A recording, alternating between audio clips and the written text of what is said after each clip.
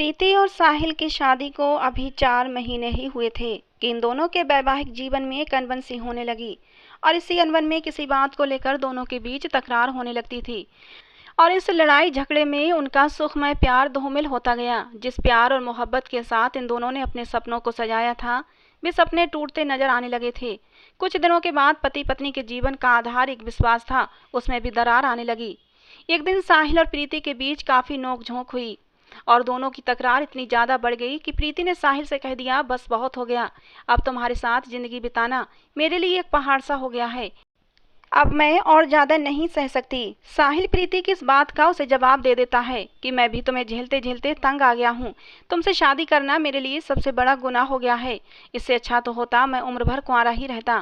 प्रीति काफी गुस्से वाली लड़की थी। जब उसने साहिल के ये तीखे शब्द सुने तो उसने हाथ में पकड़े हुए पानी के जग को दूर जमीन पर फेंक दिया और तमतमाई हुई आंखों से साहिल को घूरते हुए कमरे की ओर चली गई। साहिल ने गुस्से में उसे आवाज दी, प्रीति प्रीति, मगर प्रीति ने पीछे मुड़कर नहीं देखा और कमरे का दरवाजा तेजी से बंद कर लिया। अब तो साहिल का गुस्सा 7वें आसमान पर चढ़ गया। उसने डाइनिंग टेबल पर रखी हुई नाश्ते की प्लेट अलग सरका दी और बगैर नाश्ता किए ही ऑफिस चला गया। इधर कमरे में प्रीति बेड पर लेटी हुई आंसू बहाती रही और अपने नसीब को कोसती रही।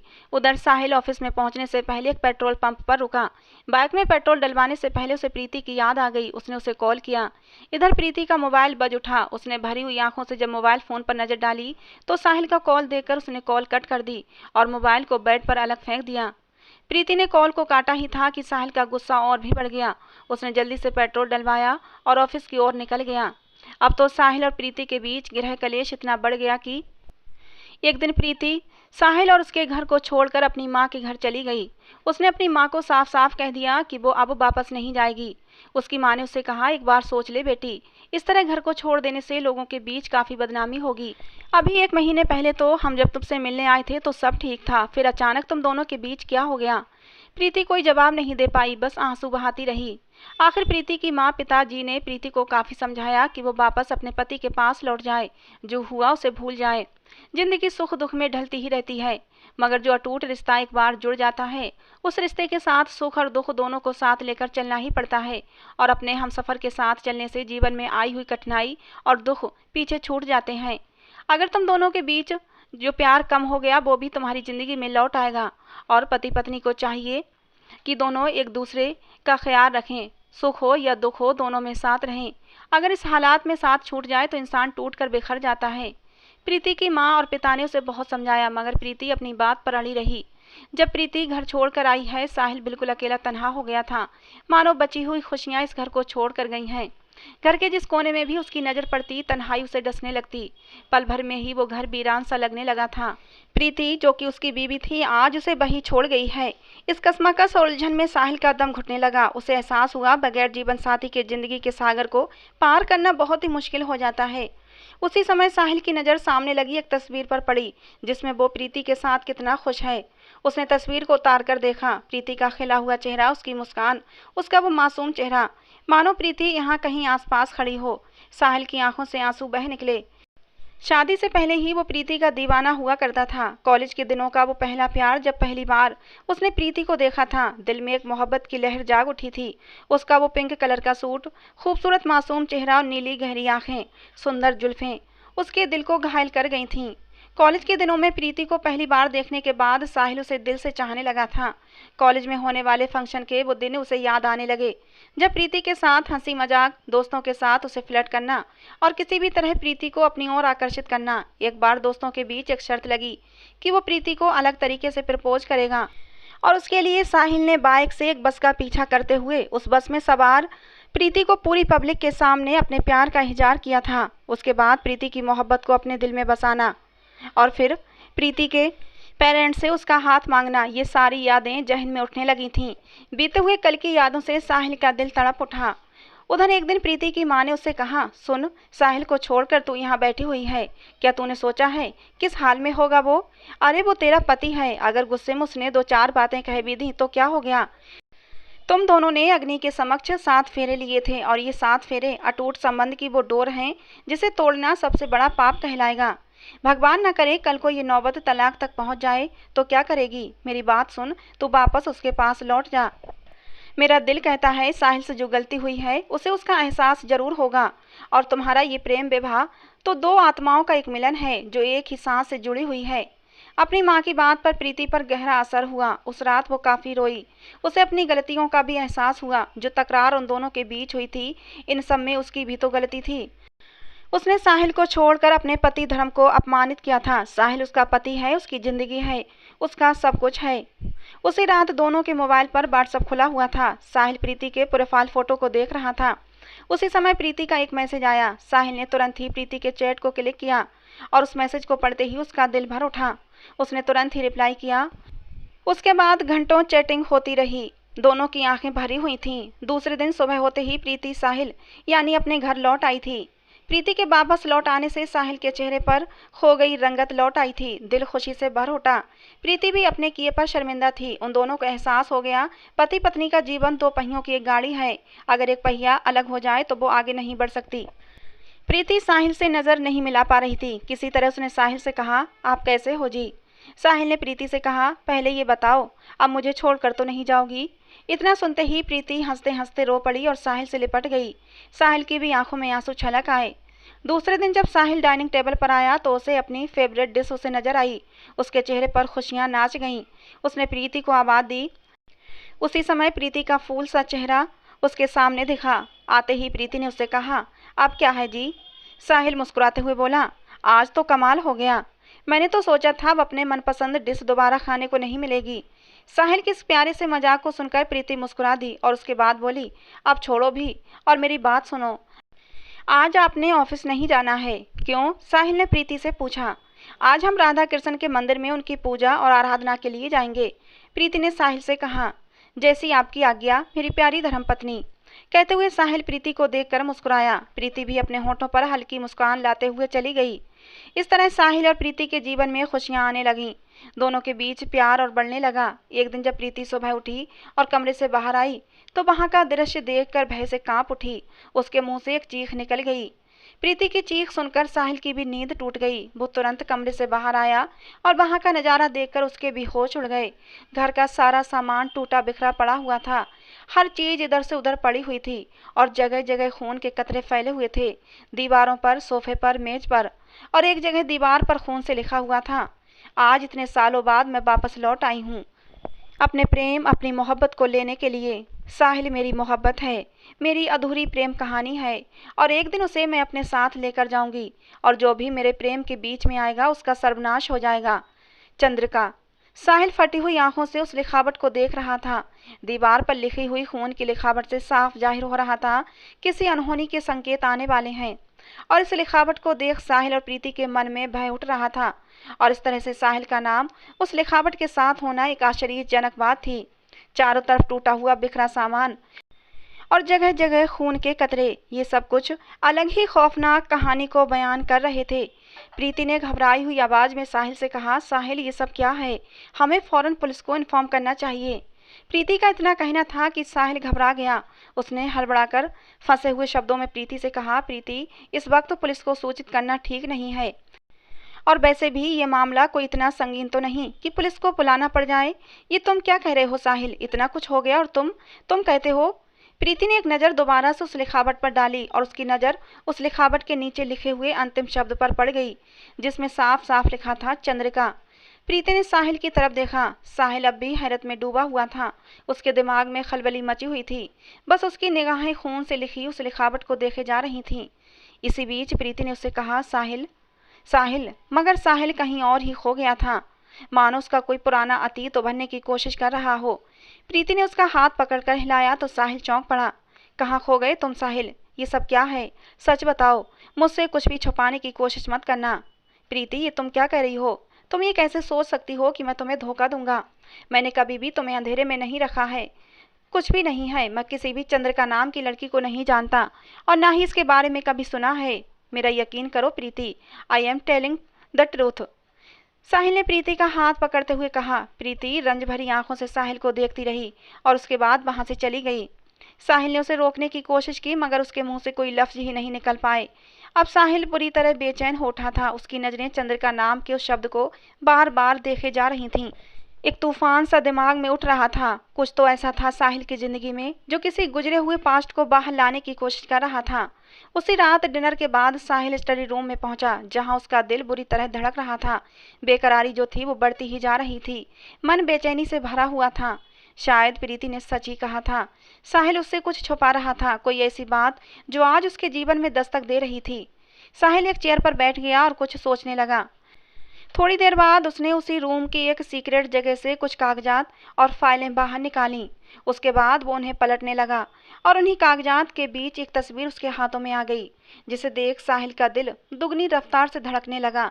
मन बुरी तरह विचलित हो गया। ये तस्वीर एक लड़की की थी और ये लड़की वेशभूषा में एक राजकुमारी लग रही थी।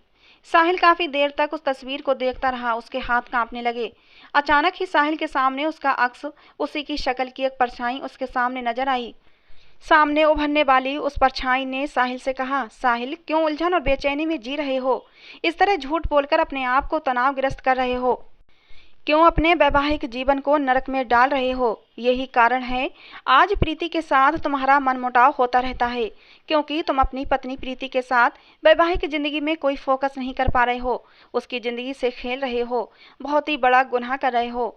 आज तुम एक बहुत बड़े डिप्रेशन में जी रहे हो और इसका कारण है तुम्हारी ये खामोशी। उसकी बात सुनकर साहिल बोल पड़ा, यू आर रॉन्ग। मैं प्रीति के साथ कोई भी दगा नहीं कर रहा हूँ और ना ही मैंने उसे कोई धोखा दिया है। मैं आज भी इस लड़की के विषय में पता करने की कोशिश कर रहा हूँ। ये कौन है, कहाँ से आई है, मैं कुछ भी नहीं जानता। मैंने अपने जीवन में इस लड़की को सिर्फ इसी तस्वीर में देखा है। ये लड़की ना तो मेरा पास्ट है, ना ही मेरा भविष्य बन सकती है। मेरा वर्तमान, मेरी जिंदगी सिर्फ मेरी पत्नी प्रीति है एंड दिस इज रियलिटी। इसी के साथ वो अक्स गायब हो गया। साहिल जैसे होश में लौटा। उसके दिमाग में पीड़ा उठने लगी। उसने सर पकड़कर कहा, ओह माय गॉड, ये क्या हो रहा है मेरे जीवन में? ये कैसी परिस्थितियां आ गई हैं? उसी समय अचानक बाहर किसी खटखट की आवाज़ हुई। उसने फौरन सभी कागजात और फाइलों के बीच उस तस्वीर को छुपा दिया और फिर उसे एक सीक्रेट जगह पर रखकर बाहर आ गया। बाहर कोई भी नहीं था सिवाय एक खामोशी के, जो आज की रात उससे बहुत कुछ कहना चाहती है। साहिल की उलझन की कशमकश प्रीति के साथ कोई बेवफाई बयान नहीं कर रही थी, मगर एक ऐसा सच है जो प्रीति को नहीं बताना चाहता और साहिल यही गलती कर रहा है। साहिल स्टडी रूम को लॉक करने के बाद जब अपनी बीवी के पास आया, तब तक प्रीति सो चुकी थी। साहिल ने प्रीति के हाथों में हाथ रखकर कहा, मेरा यकीन करो, मैंने ऐसा कोई भी काम नहीं किया है जिससे तुम्हारे दिल को तकलीफ हो, किंतु मुश्किल से हमारे जीवन में खुशियां दोबारा आई हैं। अब मैं नहीं चाहता हमारी ज़िंदगी में कोई मुसीबत दोबारा आए, लेकिन जो स्थिति मेरी ज़िंदगी में दस्तक दे रही है उसका मैं पर्दाफाश करके ही रहूँगा। उसी रात अचानक ही प्रीति की नींद खुल गई। एक अनहोनी का डर उसके दिल में उठने लगा। न चाहते हुए वो कमरे से बाहर आ गई। आज की रात उसके घर में एक अजीब सी खामोशी बिखरी हुई थी। कुछ ही पल बाद अचानक ही घर की खामोशी को चीरती हुई एक औरत की हंसी उसके कानों में पड़ी। उस आवाज को सुनकर प्रीति डर गई और भय से उसकी नजरें इधर उधर घूमने लगीं, लेकिन आसपास कोई भी औरत नहीं दिख रही थी। उसका दिल घबराने लगा और जोर जोर से धड़क रहा था। वो आवाज उसके कानों में लगातार गूंज रही थी। ऐसा लग रहा था कोई हाई क्वालिटी की स्पीकर की तेज आवाज ऑन होकर उसके कानों में पड़ रही थी। प्रीति का दिमाग फटने लगा। उसने अपने कानों पर हाथ रख लिए और चीखते हुए बोली, बंद करो ये हंसी। कौन हो तुम और क्यों ये तमाशा कर रही हो? प्रीति ने जब ये कहा तो उसकी खतरनाक आवाज दोबारा आई, तुझे अपने साहिल से दूर करने आई हूं मैं। चली जाओ मेरी साहिल की जिंदगी से, वरना अपनी जान से जाओगी। इसी के साथ उसकी हंसी और भी तेज हो गई। प्रीति अपने आप को संभाल न सकी और गिरने ही वाली थी कि साहिल के हाथों ने उसे थाम लिया। इस शोर शराबे को सुनकर वो बाहर आ गया था और वो हंसी की डरावनी आवाज भी अब बंद हो चुकी थी। प्रीति साहिल की बाहों में बेहोश हो चुकी थी। साहिल ने डरे हुए स्वर में कहा, प्रीति प्रीति उठो, क्या हुआ है तुम्हें? एक बार फिर उस औरत की आवाज गूंज उठी थी, इस चुड़ैल से दूर हो जाओ साहिल, मेरे तन बदन में अग्नि दहक उठती है जब तुम इसके करीब आते हो। इस बार साहिल की तेज आवाज घर के जर्रे जर्रे में गूंज उठी थी जब उसने कहा था, खामोश तो तू हो जा, कौन है तू और सामने क्यों नहीं आती? क्यों मेरी जिंदगी से खिलवाड़ कर रही है? साहिल बहुत ही गुस्से में था। अब साहिल हर तरफ देखने लगा, मगर घर की किसी भी जगह पर कोई भी नहीं दिख रहा था। साहिल की क्रुद्ध आवाज से अचानक सामने ही अंधेरे में एक औरत की परछाई नजर आई। जब वो अंधेरे से उभर कर सामने आई तो वो औरत काफी सजी सवरी एक दुल्हन के जोड़े में थी। उसके पायल की आवाज़ रात की खामोशी में साफ सुनाई दे रही थी। अंधेरे में उसका धुंधला सा शरीर ही दिख रहा था। साहिल उससे कुछ कहता इससे पहले ही वो बोल पड़ी, तुम अपनी चंद्रिका को नहीं पहचान पाए? आखिर 300 सालों के इंतजार के बाद मैं जब लौट आई हूँ तो तुम मुझे पहचानने से इनकार कर रहे हो। मैं तुम्हारी वही प्रेयसी हूँ जो तुम्हें पाने के लिए अपना सब कुछ त्याग दिया था। लेकिन मैं अपने प्रेम को पूर्ण करके ही रहूंगी। एक दिन तुम्हें मेरे पास आना ही होगा। साहिल उस औरत को ध्यान से देखने लगा, लेकिन कुछ ही क्षण के बाद उस जगह पर अजीब सी धुंध फैलने लगी। साहिल कुछ समझ पाता, उस धुंध में वो औरत अचानक ही गायब सी हो गई। पल में ही वो धुंध छट गई। साहिल हैरान परेशान होकर सामने ही देखता रहा और घर के कोने कोने को छान मारा, मगर कोई भी नजर नहीं आया। उसके बाद साहिल ने बेहोश प्रीति को उठाया और उसे बेडरूम तक लाया। उसके दिमाग में सैकड़ों सवाल उठ रहे थे। जो तस्वीर उसके पास है, क्या ये वही औरत है? अगर ये वही है तो उसका साहिल से क्या संबंध? साहिल को कुछ भी समझ में नहीं आ रहा था। गहरी चिंता उसे खाए जा रही थी। अगले दिन हॉस्पिटल में प्रीति के पेरेंट्स उससे मिलने के लिए उसके पास आए। क्या हुआ प्रीति को? बेटा, तुम्हारा कॉल आते ही हम घबरा गए, प्रीति के पापा ने साहिल से कहा। इसी बीच प्रीति की माँ बोल पड़ी, क्या हुआ प्रीति को? बेटा, तुम ठीक तो हो? सब ठीक है पापा, बस वो प्रीति अचानक ही बेहोश हो गई थी, शायद ब्रेन टायर्ड की वजह से, इसलिए मुझे आपको बुलाना पड़ा। साहिल ने प्रीति के मम्मी पापा को असली वजह नहीं बताई, क्योंकि वो गहरी टेंशन में आ सकते थे। ये सब क्या हो रहा है मेरी बेटी के जीवन में? अभी वो हंसी खुशी तुम्हारे पास लौट आई थी और अचानक से ही। प्रीति की माँ ने दुखी होते हुए कहा, मम्मी आप बेकार में ही चिंता करती हैं। प्रीति को कुछ भी नहीं हुआ है, शी इज नॉर्मल, वो जल्दी ही होश में आ जाएगी। थोड़ी ही देर के बाद प्रीति होश में लौट आई। उसके पेरेंट्स उसे सही सलामत देखकर बहुत खुश हुए, लेकिन प्रीति ने भी अपने मम्मी पापा को कुछ नहीं बताया, मगर उसके दिमाग में एक हलचल सी मची हुई थी। दूसरे दिन ऑफिस में साहिल का दिल नहीं लग रहा था। कल रात उसने जो देखा था वो उसके दिमाग में चल रहा था। रह रहकर बेचैनियां उसे सता रही थीं। उसे प्रीति की भी चिंता हो रही थी। उसने सोचा कुछ दिनों की छुट्टी ले लेता हूँ, जिससे वो प्रीति के पास ही रहेगा। अभी साहिल ये सब कुछ सोच ही रहा था कि किसी ने उसके कंधे पर हाथ रखा। साहिल ने पीछे मुड़कर देखा। उसका एक दोस्त रोहन उसके पास खड़ा था। रोहन तुम? साहिल ने कहा। रोहन ने साहिल से कहा, व्हाट हैपेंड साहिल? 2-3 दिनों से देख रहा हूँ कुछ प्रॉब्लम में नजर आ रहे हो। किसी से ना ज़्यादा मिलते हो, ना बात करते हो, ना ही काम पर फोकस कर पा रहे हो। आफ्टर ऑल कहीं प्रीति भाभी से दोबारा लड़ाई झगड़ा तो नहीं हो गया? नहीं यार, ऐसी बात नहीं है। कुछ प्रॉब्लम ज़िंदगी में आ ही जाती हैं जो दोस्ती के दायरे के बाहर होती हैं, जिसे इंसान चाहे भी नहीं कह सकता। साहिल ने जब ये कहा तो रोहन वहीं उसके पास बैठ गया और साहिल से बोला, क्या बकवास किए जा रहा है तू? अरे अगर मेरा दोस्त गुमसुम खामोश और किसी डिप्रेशन में रहे तो क्या मैं चुप बैठ सकता हूँ? और अगर अपना दुख किसी से साझा किया जाए तो वो बहुत कम हो जाता है। What is the matter? Rohan ने जब ज़्यादा जोर दिया तो साहिल कुछ पल के लिए खामोश रहा। उसके बाद एक गहरी सांस खींचते हुए अपने मोबाइल से एक फ़ोटो सेलेक्ट की और रोहन को मोबाइल पकड़ाते हुए बोला, मेरी समस्या ये तस्वीर है। रोहन ने जब उस तस्वीर को देखा तो बोल पड़ा, अरे ये तो किसी लड़की की तस्वीर है और देखने में किसी रियासत की राजकुमारी लग रही है। इस तस्वीर का मतलब क्या है? साहिल को ये तस्वीर तब मिली थी जब वो अपने पर्सनल काम से बिजी था। अचानक इसके हाथ में ये तस्वीर आ गई थी। साहिल हैरान था, इन फाइलों के बीच ये तस्वीर कहाँ से आई? साहिल काफ़ी देर तक उस तस्वीर को देखता रहा था। उसकी कुछ भी समझ में नहीं आ रहा था कि आखिर ये सब क्या है। उसके हाथ काम नहीं कर रहे थे, माइंड पूरी तरह से बंद था। ये एक ऐसी अनहोनी थी जिसे साहिल ने किसी को नहीं बताया था, अपनी पत्नी प्रीति से भी नहीं। उसने ये तस्वीर को अपने पास संभाल के रखा और इस लड़की के बारे में जानना चाहा। उस दिन के बाद साहिल हर वक्त टेंशन में रहने लगा था और अभी जो हाल में प्रीति और उसके साथ जो घटना घटी उसे भी साहिल ने रोहन को बताया। सारी सच्चाई जानने के बाद रोहन हिल सा गया। उसने कहा, ओहो, तो ये है असली कहानी। डोंट वरी साहिल, मैं तुम्हारे साथ हूँ। अचानक ही रोहन ने उस तस्वीर को गौर से देखा और उसके माथे पर सिलवटें बढ़ती चली गईं। ओ माय गॉड, क्या हुआ? रोहन, क्या तुम इस लड़की को जानते हो? साहिल ने उसे पूछा। नहीं साहिल, मैं इसे नहीं जानता, बस इस लड़की से रिलेटेड तुम्हारे सारे सवालों के जवाब जल्द ही मिल जाएंगे। साहिल, तेरी प्रॉब्लम का अंत वहीं से होगा। अब मैं तुम्हारे साथ हूँ। कल मैं तुझे फ़ोन करूँगा और तू प्रीति भाभी को साथ लेकर मेरे बताए हुए एड्रेस पर आ जाना। फिलहाल मैं एक इम्पोर्टेंट काम से बाहर जा रहा हूँ। साहिल कुछ समझ नहीं सका, लेकिन जो उसकी परेशानी थी रोहन ने कुछ हद तक कम कर दी थी। रोहन ने जब उस तस्वीर को देखा तो उसके चेहरे के हाव भाव को देखकर उसके कथन के मुताबिक साहिल समझ गया रोहन इस लड़की से रिलेटेड कुछ तथ्य को जानता है, तभी तो उसने इतने कॉन्फिडेंस के साथ उसे विश्वास दिलाया था कि जल्द ही उसकी समस्या का समाधान हो जाएगा। अब तो साहिल को रोहन के फोन कॉल का वेट था। इधर जब प्रीति घर पर अकेली थी तब उसका मन एक घबराहट के चलते विचलित था। कल रात के इंसिडेंट के बाद उसके दिल में एक अनोखा सा डर बैठ गया था। किसी भी काम में उसका मन नहीं लग रहा था। हर पल बुरी आशंकाएं उसके दिमाग में चल रही थीं। उसी समय उसके मोबाइल फोन पर एक घंटी बज उठी। प्रीति ने सोचा शायद साहिल का कॉल हो।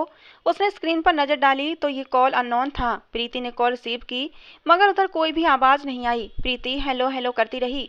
उसके बाद उसने एंगर होकर कॉल डिस्कनेक्ट कर दी, मगर उसी वक्त फोन दोबारा बज उठा। प्रीति ने झुंझलाहट में फोन रिसीव किया और गुस्से में बोल पड़ी, कौन हो तुम? बोलते क्यों नहीं? क्यों फोन करके परेशान कर रहे हो? और उसी समय प्रीति के मोबाइल फोन में एक डरावनी भेड़िए जैसी गुर्राहट की आवाज आई। प्रीति के हाथ से मोबाइल छूटकर नीचे गिर गया और प्रीति डर से 2 कदम पीछे हट गई। मोबाइल फोन से आने वाली भयानक गुर्राहट अब एक खतरनाक औरत के शब्दों में बदल गई थी। मैंने तुझसे कहा था मेरे साहिल की जिंदगी से दूर चली जा, मगर तू नहीं मानी। अब अंजाम भुगत। तेरी जिंदगी में ऐसी विनाश की आंधी लाऊंगी, ना चाहकर भी साहिल के आसपास भी नहीं भटक पाएगी। और उसके बाद ठहाकों से मोबाइल फोन गूंज उठा था।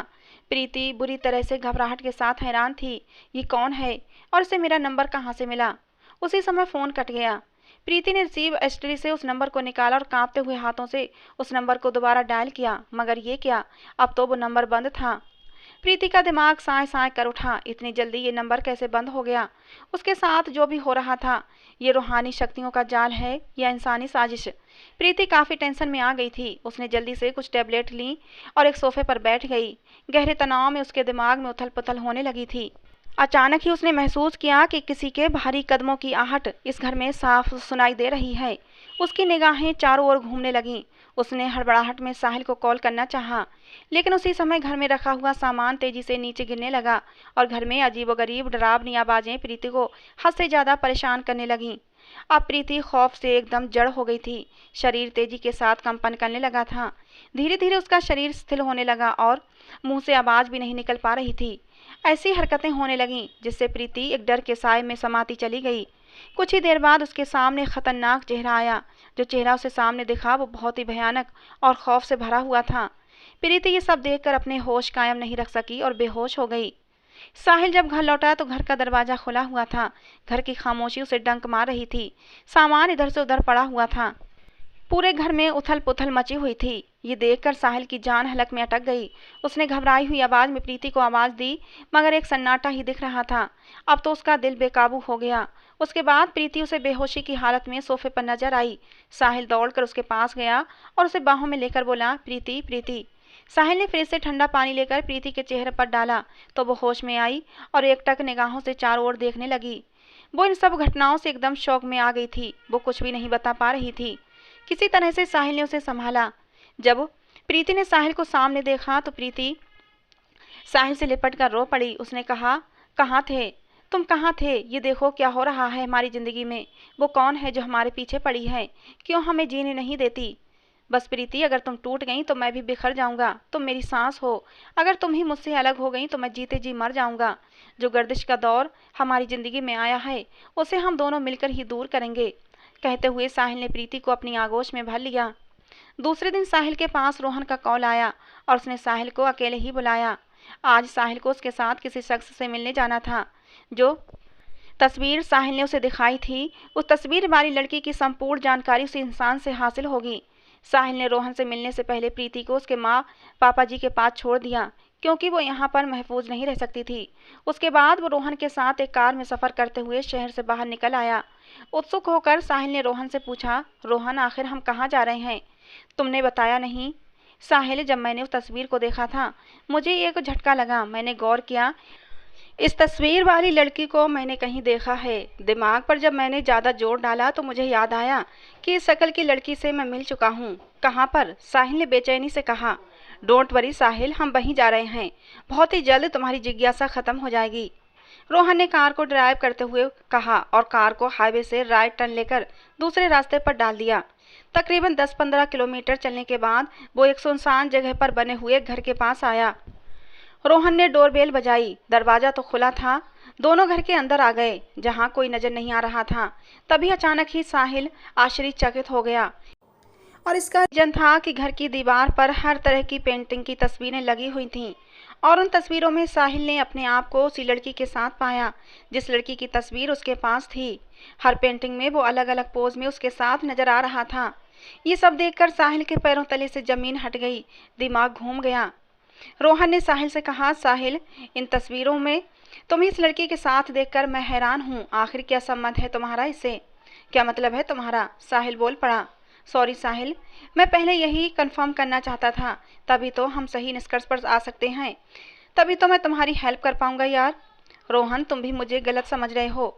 मेरा इस लड़की से कोई भी रिलेशन था और ना है। Understand my point Rohan. अभी दोनों की बहस चल ही रही थी कि किसी के कदमों की आहट सुनाई दी। दोनों की नजरें आने वाले पर रुक गईं और सामने एक आदमी नजर आया जो इस घर का मालिक था। देखने में वो एक बूढ़ा इंसान था। उसकी उम्र लगभग 70 के आसपास रही होगी। सर के बाल और दाढ़ी मूछें सफ़ेद, आंखों पर चश्मा और हाथों में पेंट लगा हुआ था। रोहन ने उससे कहा, हेलो अंकल, मैं रोहन, जो पिछली बार आपसे मिला था। ओहो, तो तुम रोहन हो, और ये तुम्हारे साथ? जब उसकी साहिल पर नजर पड़ी तो उसकी आंखों में एक चमक आ गई। उसने साहिल से कहा, तुम? मैं कह नहीं सकता, तुम्हें देखकर मुझे कितनी खुशी हो रही है। इतने सालों बाद तुम वापस आ गए हो बेटा। देखो, आज भी मैंने तुम्हारी प्रेम कहानी को जीवित रखा है इन तस्वीरों के माध्यम से, जो ये नहीं भूलने देती कि सच्चा प्यार कभी नहीं मिटता। आप क्या कह रहे हो अंकल? मेरी तो कुछ भी समझ में नहीं आ रहा। साहिल ने उसकी अनोखी बातें सुनकर बोल पड़ा, कैसे समझोगे बेटा? मैं गुजरे हुए कल की बात कर रहा हूँ, और तुम एक जन्म का सफर तय कर चुके हो। This is nonsense. ये क्या है? जन्म, प्रेम कहानी और ये सब तस्वीरें? आखिर आप हैं कौन? मैं एक कुशल चित्रकार रमेश चंद्र हूँ, जिसने राजकुमारी चंद्रिका की कई तस्वीरें बनाई थीं, और तुम उसके वही पूर्व प्रेमी थे जिसकी प्रेम कहानी का दर्दनाक अंत हुआ था। साहिल को उसकी बातों से बोरिंग फील होने लगी। उसने रोहन से कहा, रोहन, तू मुझे गलत जगह पर ले आया है। यहाँ पर सिर्फ टाइम पास हो सकता है और कुछ नहीं। रोहन, चले यहाँ से। इससे पहले साहिल वहाँ से निकल जाता, वो चित्रकार बोल पड़ा, ठहरो बेटा, तुम मुझसे पीछा छुड़ा सकते हो, मगर अपने उभरने वाले अतीत को झूठा साबित नहीं कर सकते, क्योंकि मुक्ति तुम्हें मिली है, लेकिन वो आज भी तुम्हारे प्यार को ढूंढ रही है, और तुम्हें इस समस्या से निपटना होगा। ऐसी बातें सिर्फ कहानियों में होती हैं, रियल लाइफ में नहीं, और जो प्रॉब्लम मेरी ज़िंदगी में है उसका अंत मैं अपने तरीके से करूँगा। साहिल का माइंड अपसेट हो चुका था, और जितनी जल्दी हो सके वो रोहन के साथ वहाँ से निकल जाना चाहता था, और इसलिए वो वहाँ से निकल गया। कौन सच है कौन मिथ्या, ये आने वाला कल ही बताएगा। जो अनहोनी घटना के रहस्य सामने है उन्हें सॉल्व करना बहुत ही मुश्किल है, और इन रहस्य के अनसुलझे जाल साहिल के दिल में जहरीले कांटे की तरह चुभ रहे थे। अब तो वक्त के साथ सब निर्धारित होगा। उसी रात साहिल बाइक से लौट रहा था कि सामने नशे में एक शराबी आ गया। साहिल की बाइक वहीं रुक गई। इससे पहले साहिल गुस्से में उससे कहता, वो शराबी पहले ही बोल पड़ा, साहब, आप इस रास्ते से मत जाइए। आगे एक चुड़ैल का साया मुझे नजर आया है, वो आपको मार सकती है, आप उधर से मत जाइए। साहिल को शराबी पर गुस्सा तो आ रहा था, मगर उससे उलझना बेकार था। साहिल ने बाइक स्टार्ट की और वहां से निकल गया। वो शराबी नशे में बड़बड़ाता रहा। आगे जाने पर साहिल को एक औरत की छाया नजर आई। उसने बाइक स्लो की। उसी समय एक पायल की झनकार उसके कानों में पड़ी। अब साहिल वहीं रुक गया। एकाएक ही एक औरत उसके सामने दिखी। रात का धुंधला अंधेरा था, इसलिए क्लियर साफ नहीं दिख रहा था, मगर साहिल ने इतना जरूर देखा था, वो औरत एक घूंघट में थी। साहिल को उसके पायल की आवाजें सुनाई दे रही थीं। साहिल ने सोचा, ये वही है जिसने उसकी जिंदगी में हलचल मचा रखी है। इस बार ये मेरे हाथों से नहीं बच सकती। आज इसका रहस्य खुलकर ही रहेगा। वो बाइक से उतरा ही था कि वो औरत एक दूसरे रास्ते की ओर बढ़ने लगी। साहिल भी उसके पीछे पीछे लग गया। वो साहिल को काफी दूर तक अंधकार भरी गली में खींच लाई। इससे पहले साहिल उसका हाथ पकड़ता, पता नहीं कहाँ से उस जगह पर धुआं उठने लगा और चारों ओर फैलने लगा। साहिल उसकी चपेट में आया और बेहोश होकर गिर पड़ा। धीरे धीरे धुआं छटा तो उस जगह पर ना तो साहिल था और ना ही वो औरत। साहिल ने रात के समय जिस औरत का पीछा किया था वो उसे अपने साथ ले जा चुकी थी। और कहीं ये चंद्रिका तो नहीं? अगर ये चंद्रिका है तो साहिल आज बहुत बड़े संकट में चला गया है और किसी को इसकी खबर भी नहीं। उधर प्रीति भी साहिल के बिना अपनी जिंदगी को गुमसुम जी रही थी। उसे साहिल की बहुत याद सता रही थी। प्रीति ने साहिल को फोन भी किया, मगर उसका फोन बंद था। अब तो प्रीति और भी परेशान हो गई। दूसरे दिन उसे पता चला साहिल कल से ही लापता है और घर भी बंद है। किसी को नहीं पता वो कहाँ चला गया। अब तो प्रीति की प्रॉब्लम और भी ज़्यादा बढ़ गई थी। इस तरह साहिल के गायब हो जाने पर प्रीति का दिल और भी बेकाबू हो गया। उसे घबराहट होने लगी। उसने पता किया साहिल आखिरी बार अपने दोस्त रोहन से मिला था। बस फिर क्या था, प्रीति पहुंच गई रोहन के पास। रोहन भी साहिल के इस तरह गायब हो जाने से हैरान था और इसका कारण यही है जो उसकी ज़िंदगी में घट रहा था। उसने प्रीति से कहा, प्रीति, जिस बात का मुझे डर था आखिर वही हुआ। क्या मतलब? प्रीति ने उससे कहा। आखिर रोहन ने उसे सब कुछ सच बताना ही जरूरी समझा, जिससे प्रीति अनजान थी। और जब रोहन ने इस रहस्य से पर्दा हटाया तो प्रीति अंदर तक हिल गई थी। अब प्रीति को उस रात की वो घटना याद आने लगी। बार बार एक औरत के द्वारा उसको परेशान करना, वो डरावनी आवाजें आना और उसके साहिल को उससे दूर कर देना। लेकिन प्रीति का दिल अब भी ये मानने को तैयार नहीं था। ये सारी मिस्ट्री साहिल के पुनर्जन्म और एक आत्मा की कहानी पर एग्जिस्ट करती है। It's can not happen Rohan. मेरा दिल अभी भी इस बात को मानने को तैयार नहीं, प्रीति ने रोहन से कहा। प्रीति, मैंने भी कब सोचा था साहिल की जिंदगी में ऐसा मोड़ आने वाला है, लेकिन उस चित्रकार रमेश चंद्र की बातों से न जाने क्यों मेरा दिल इन बातों पर बिलीव करने लगा है, रोहन ने प्रीति से कहा। कुछ देर तक प्रीति का गमगीन चेहरा एक सोच में डूब गया। उसके बाद उसने कहा, वेल, तकदीर मेरा कितना भी कठिन इम्तिहान ले ले, मगर मुझे इस इम्तिहान में खरा उतरना है। रोहन, मैं सिर्फ तुमसे इतना ही कहूँगी, साहिल को खोजने में तुम मेरी मदद करोगे?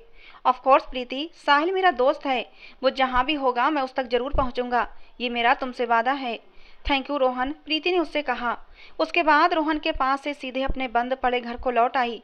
आखिर प्रीति ने बंद पड़े अपने घर को खोला, उसमें प्रवेश किया। सभी चीजें, सारा सामान अस्त व्यस्त पड़ा हुआ था। धूल मिट्टी वहां जमा हो गई थी। घर बिल्कुल वीरान सा हो गया था। अपने घर में कदम रखते ही प्रीति के जहन में धुंधली यादें बसने लगीं। साहिल के साथ बिताए गए प्यार भरे वो लम्हे, वो हंसी मजाक, मौज मस्ती, उनका तकरार, लड़ना झगड़ना, एक दूसरे से रूठना और मनाना, सभी चीजें मानो सामने दिख रही हों। इन पलों को महसूस करते हुए प्रीति की आंखें दुख से नम हो गईं। उसके बाद प्रीति ने घर की साफ सफाई शुरू की, सभी चीजों को उनकी जगह पर सेट किया। उसके बाद स्टडी रूम को साफ करते समय फाइलों और कागजातों के बीच जो सामने देखा, उसे देख प्रीति को एक झटका सा लगा। वही लड़की की तस्वीर जिसे साहिल शायद गलती से यहीं भूल गया और सही जगह पर नहीं रख पाया था। इस तस्वीर को देखते ही प्रीति के होश उड़ गए। इसका मतलब रोहन सच कह रहा था। अब तो प्रीति ने पूरे स्टडी रूम को छान मारा और इसी बीच उसे साहिल की एक पर्सनल डायरी मिली, जिसमें उसने अपनी जिंदगी के गुजारे हुए कुछ लम्हों को कोरे कागज पर उतारा था। किस तरह उसके और प्रीति की जिंदगी में एक तूफान आया है जिसने उनकी जिंदगी को उथल पुथल कर दिया है। आज जिस डिप्रेशन में मैं जी रहा हूँ, इसकी वजह ये तस्वीर है।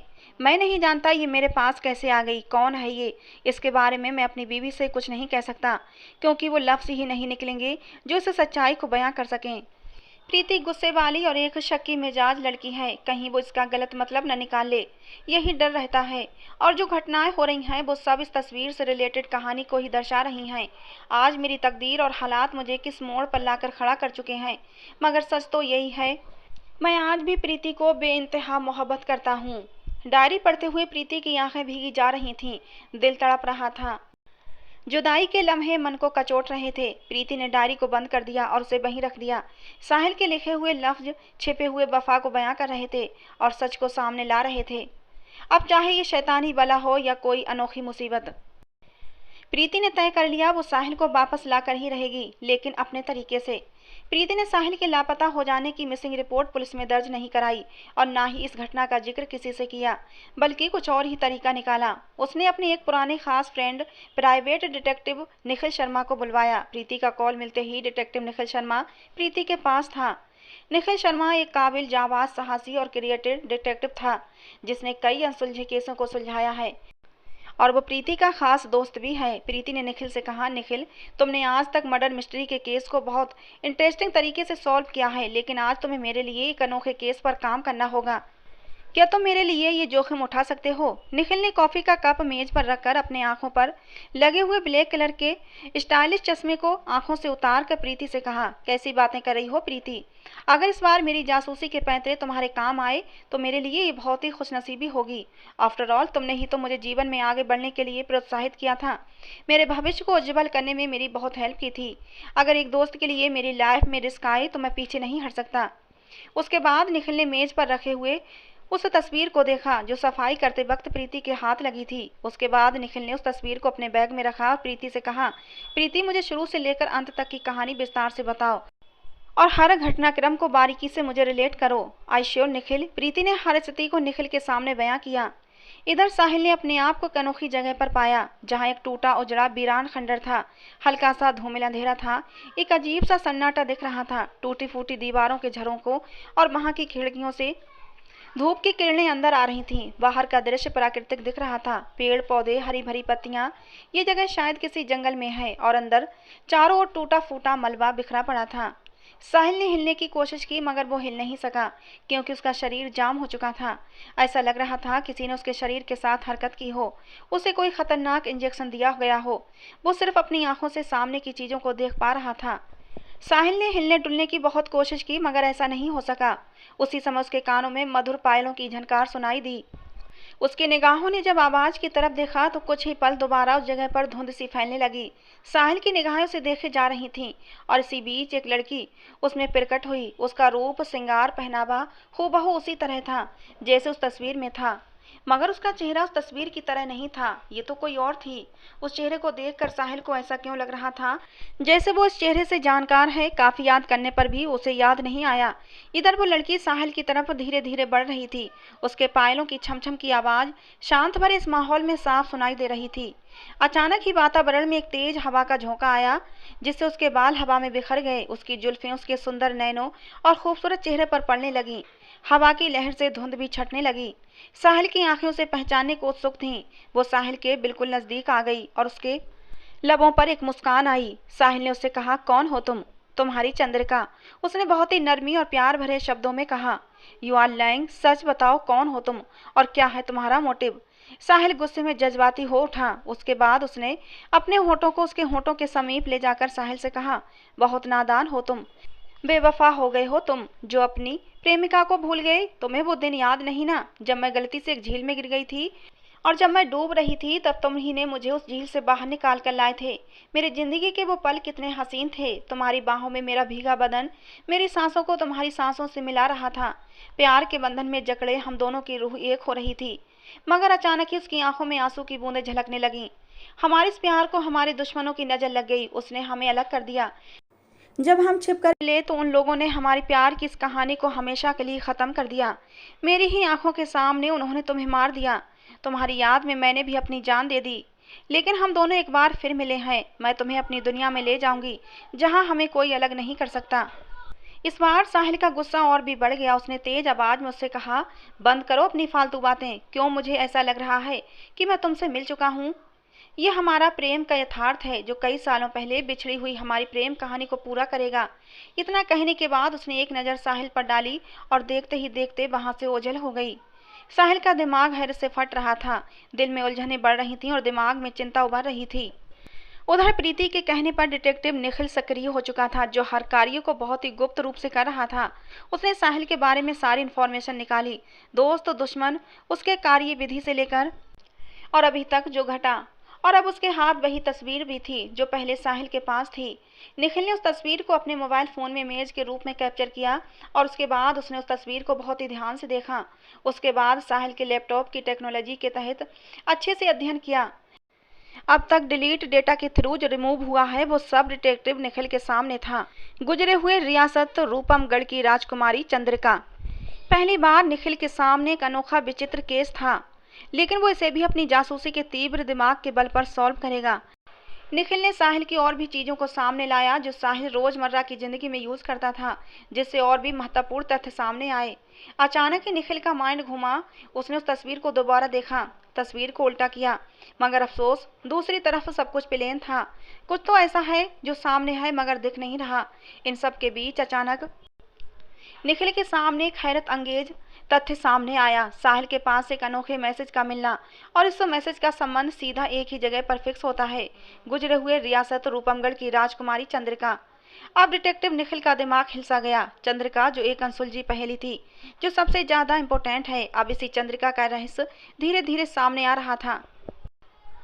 डिटेक्टिव निखिल ने रियासत रूपमगढ़ के इतिहास को रीड करना शुरू किया। रियासत रूपमगढ़ महाराजा भूपेंद्र सिंह के समय में उनकी एक बेटी चंद्रिका की एक प्रेम कहानी उसी समय में आरंभ हुई थी। उसी रियासत में राजघराने की सेवा में नियुक्त एक व्यक्ति भी था जिसका नाम था तरंग। तरंग एक गठीले बदन का सुंदर नवयुवक था। ऐसे में राजकुमारी चंद्रिका उस पर मोहित हो गई और तरंग से मोहब्बत करने लगी, लेकिन ये एक शर्मसार और उस राजघराने की परंपरा के विरुद्ध था। जब महाराज भूपेंद्र सिंह को मोहब्बत की इस कहानी का ज्ञात हुआ तो उन्होंने क्रोध में आकर तरंग को मौत की सजा दे दी। तरंग की मौत के साथ ही चंद्रिका ने भी उसी राजभवन के एक अंगरी कुंड में कूदकर अपनी जान दे दी और इस तरह से इस प्रेम कहानी का अंत हुआ। आगे चलकर यही रियासत इस देश के साथ विलय हो गया। वर्तमान में इसके वंशज आज की रियासत से जुड़े हैं और जनता की सेवा में लीन हैं। लेकिन कुछ लोगों का कहना है कि राजकुमारी की आत्मा अब तक भटक रही है और अपने प्रेम को तलाश रही है। निखिल को रूपमगढ़ के इतिहास और चंद्रिका की इस प्रेम कहानी से साहिल का कांटेक्ट होना कॉमन नहीं लग रहा था और ना ही इस पर बिलीव करना ठीक है। मगर जो आत्मा साहिल के नज़दीक आ रही है, क्या वो चंद्रिका ही है? फिलहाल देखते हैं आगे और क्या तथ्य सामने आते हैं। डिटेक्टिव निखिल की इस केस की खोज उसे ले गई एक चित्रकार के पास। ये वही चित्रकार रमेश चंद्र है जिससे रोहन और साहिल मिल चुके हैं। वो चंद्रिका और उसके प्रेमी की तस्वीर को एक पेंटिंग के रूप में बनाता है और इसका कहना है इस प्रेम की छवि उसके दिमाग में आती है जो उसका एक अनुभव है। जब निखिल उसके निवास स्थान पर पहुंचा तो वहां पर उस चित्रकार की लाश मिली। निखिल हैरान हो गया। उस चित्रकार की लाश की गर्दन पर भयानक नाखूनों के निशान दिख रहे थे, मानो किसी ने इसका गला दबाकर उसको मार दिया हो। जगह जगह डेड बॉडी पर खरोंचों के निशान थे। उस घर में सिर्फ पेंटिंग के रूप में एक ही तस्वीर पड़ी थी जिस पर खून के छींटे लगे हुए थे और उस तस्वीर में साहिल एक कन्या के साथ दिख रहा था। इस तस्वीर को देखकर निखिल का दिमाग घूमा। उसने उस तस्वीर को उठाया और उसे ध्यान से देखा। उसके दिमाग में कुछ सवाल आने लगे। उसके बाद उसने उस तस्वीर को अलग रख दिया और लाश के पास आकर उसकी कई फोटो खींच ली और उसकी तलाशी लेने लगा। उस लाश से एक कार्ड मिला। ये एक आर्टिस्ट कार्ड था। ये इंसान एक थिएटर एक्टर है जिसका नाम सोहन लाल है। तो ये चित्रकार के रूप में यहाँ क्या कर रहा था? तभी निखिल को लगा उसकी दाढ़ी मूछें शायद नकली हैं और सच में उसकी दाढ़ी मूछें नकली ही थीं। अब कहानी धीरे धीरे खुलकर सामने आ रही थी। अचानक ही उस घर में भयानक डरावनी आवाजें आने लगीं। एक हवा का झोंका दरवाजे की तरफ से आया। इसी बीच निखिल को खून से लिखी एक और लिखावट नजर आई जो इस प्रकार थी, मेरी मोहब्बत के बीच में जो भी आएगा उस पर एक आत्मा का कहर टूटता रहेगा। डिटेक्टिव निखिल की नजरें अलर्ट होकर घर के चारों ओर देख रही थीं। कुछ ही पल में वो डरावनी आवाजें आनी बंद हो गईं। सब कुछ शांत हो गया। निखिल ने सारे क्लू को इकट्ठा किया और गुप्त रूप से इस मर्डर की सूचना पुलिस को दे दी। पहली बार निखिल एक ऐसे केस में उलझा है जो बहुत ही पेचीदा है। वो जितना भी इसे सुलझाने की कोशिश कर रहा है उतना ही उसमें उलझता जा रहा है। वहां से वापस आकर निखिल के पास अब कई सबूत थे और वो पेंटिंग भी थी। निखिल ने कुछ सोचकर पेंटिंग वाली तस्वीर को देखा और उस तस्वीर को देखा जो उसके पास पहले से मौजूद थी। इन दोनों तस्वीरों में कुछ फर्क था। दोनों ही तस्वीरें अलग अलग ही रूपों में दिख रही थीं। निखिल ने अपने पास वाली तस्वीर के उल्टे साइड पर कुछ प्रयोग किया। मात्र 10 मिनट के बाद उस क्लीन सफेद जगह पर कुछ शब्द उभरे जिन्हें देखकर निखिल की आंखों में चमक आ गई। निखिल ने होठों पर मुस्कान लाते हुए कहा, ओह, तो ये बात है। असली आत्मा की कहानी। जो शब्द सामने आए थे वो निखिल को सफलता के करीब ला रहे थे। अगले दिन निखिल ने अपना लुक चेंज किया और जा पहुंचा कॉफी शॉप पर जहां उसे एक लड़की दिखी। निखिल को इसी लड़की की तलाश थी। निखिल उसके पास आया और उससे बोला, एक्सक्यूज मी प्लीज, क्या मैं आपके 2 मिनट ले सकता हूँ? क्या मैं आपसे बात कर सकता हूँ? Very important. उसके बाद मैं तुरंत चला जाऊंगा। उस लड़की ने चेयर की ओर इशारा करके अपना जवाब दिया। निखिल ने कहा, थैंक्स। कहिए आप क्या कहना चाहते हैं? उस लड़की ने निखिल से कहा। निखिल ने साहिल के विषय में बात छेड़ी तो उस लड़की के चेहरे का रंग उड़ गया। उसने इधर उधर देखते हुए निखिल से कहा, आई एम सॉरी, आप गलत जगह पर आ गए हैं। मैं साहिल नाम के किसी भी इंसान को नहीं जानती। उसके बाद उसने अपना पर्स उठाया और वहां से जाने ही वाली थी कि निखिल बोल पड़ा, 1 मिनट मैडम जी, मैं पूरी जानकारी लेने के बाद ही आपसे मिला हूँ और ये पता किया है साहिल को आप अच्छी तरह जानती हैं। निखिल की इस बात पर वो लड़की कुछ नहीं कह पाई। उसने निखिल की ओर देखा। उसके बाद अपने पर्स से एक कार्ड निकाल कर देते हुए कहा, ये मेरा एड्रेस है, कल आकर तुम मुझसे मिलना। उसके बाद वो छूटे हुए तीर की तरह वहां से निकल गई।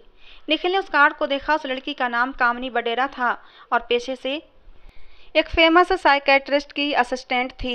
दूसरे दिन निखिल उससे मिला, उसी गेटअप में, और साहिल के विषय में चर्चा हुई। ये भी पता चला साहिल क्यों उससे मिला था। इसी बीच निखिल का हिडन कैमरा उसके शर्ट के फैशन पट्टी में छिपा हुआ दोनों की बातचीत को रिकॉर्ड कर रहा था। थोड़ी देर बाद निखिल उससे मिलकर वापस आ गया। वो कामयाबी की ओर बढ़ रहा था। एक्चुअली निखिल को उस तस्वीर में एक स्टूडियो का एड्रेस दिखाई दिया था, जो शब्दों में उभर कर सामने आया था, और उस तस्वीर को किसी ने डिजाइन करवाया था। वो कौन था ये निखिल ने पता कर लिया, और वो आज उसी की ओर बढ़ रहा है।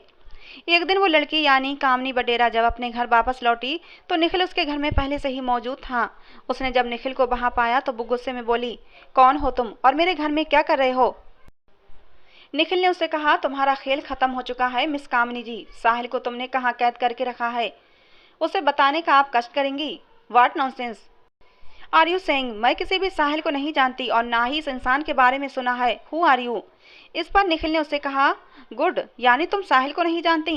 तो फिर इस वीडियो में आप किससे साहिल के बारे में चर्चा कर रही हैं? जब निखिल ने रिकॉर्ड की हुई वीडियोस के सामने प्ले की तो उसकी आंखें फटी की फटी रह गईं। उसने कांपते हुए निखिल की ओर देखा और कहा, कौन हो तुम? डिटेक्टिव निखिल शर्मा, अब तुम्हारा खेल खत्म ही है। साहिल को तुम अच्छी तरह से जानती हो। वो तुमसे एक प्रॉब्लम के विषय में मिला था।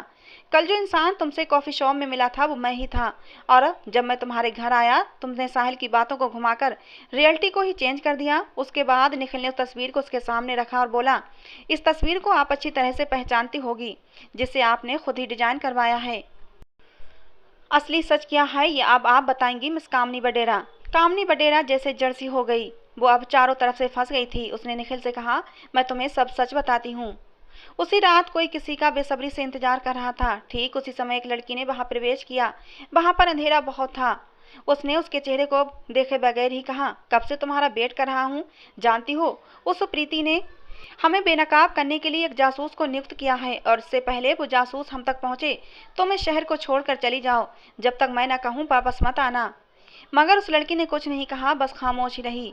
क्या हुआ, तुम कुछ बोल क्यों नहीं रही? जब उसका चेहरा सामने आया तो उस शख्स की आंखें विस्मय से फटी की फटी रह गईं।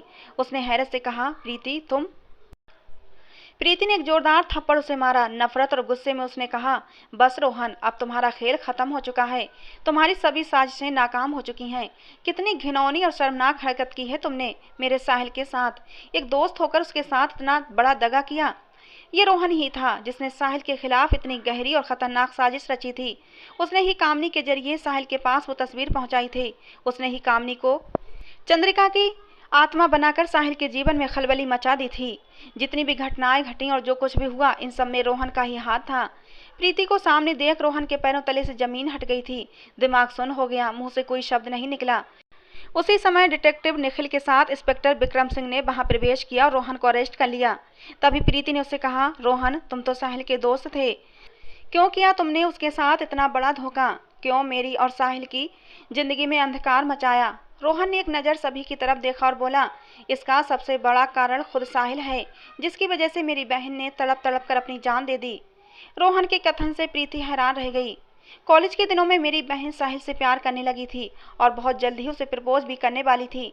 इसके बारे में उसने मुझसे कहा था। मैंने भी अपनी बहन की खुशी के लिए उसकी पसंद को एक्सेप्ट कर लिया था, लेकिन जब उसे ये पता चला कि साहिल तुमसे मोहब्बत करता है और उसने मेरी बहन के प्यार को ठुकरा दिया, वो ये सब सहन नहीं कर पाई और उसने जहर खाकर अपनी जान दे दी। अपनी बहन की मौत में मैं पागल हो गया। उस दिन से साहिल मेरी नज़रों में मेरा सबसे बड़ा दुश्मन हो गया। मेरी बहन की मौत की वजह साहिल था और मैंने एक रिवेंज की भावना लेकर उससे दोस्ती की। तुम दोनों के बीच अलगाव की स्थिति पैदा की। जब मैं इससे सफल नहीं हो सका तब मुझे रियासत रूपमगढ़ के बारे में पता चला और उसी प्रेम कहानी को कामनी और एक एक्टर की हेल्प से साहिल को उसमें फिट किया। लेकिन मेरे इस बिछाए हुए जाल को तुमने ध्वस्त कर दिया और मेरी साजिश नाकाम हो गई। इसके बाद रोहन चुप हो गया। एक पल में ही वहां खामोशी छा गई। सभी रोहन को देखने लगे और इस खामोशी को तोड़ा प्रीति की आवाज ने। तुम्हारी बहन नादान थी। वो ये नहीं समझ पाई दिल पर किसी का अधिकार नहीं होता। वो उसी को चाहता है जिसे वो पाना चाहता है। और तुम्हारी बहन प्यार के मामले में पीछे रह गई। लेकिन जो गुनाह तुमने किया है उसकी सजा तुम्हें जरूर मिलेगी। उसके बाद पुलिस रोहन को लेकर चली गई। प्रीति ने निखिल की तरफ देखा और कहा, थैंक यू निखिल। दोस्त को शुक्रिया नहीं कहते, बस एक दोस्त के काम आ ही जाते हैं। उम्मीद करूंगा तुम मेरे इस कार्य को एहसान नहीं मानोगी। Now always be happy. उसके बाद साहिल और प्रीति दोबारा साथ थे। साहिल ने प्रीति से कहा, सोचा नहीं था हम दोबारा मिल सकेंगे। इस पर प्रीति ने कहा, ऐसा कैसे हो सकता है, हम दोनों की सांस तो आपस में जुड़ी हुई है जो हमें ज़्यादा दिनों तक दूर नहीं रख सकती। साहिल के होंठों पर एक मुस्कुराहट आई और उसने प्रीति को सीने से लगा लिया। तो दोस्तों, आज की हमारी कहानी थी और आज की हमारी इस कहानी के लेखक हैं सगीर अहमद। आपको आज की हमारी ये कहानी कैसी लगी कमेंट बॉक्स में ज़रूर बताना। पसंद आई हो तो प्लीज़ लाइक करना। रोज़ एक नई कहानी सुनने के लिए हमारे चैनल को भी सब्सक्राइब करना। कहानी को अंत तक सुनने के लिए आप लोगों का बहुत बहुत धन्यवाद दोस्तों। मिलते हैं अगली कहानी।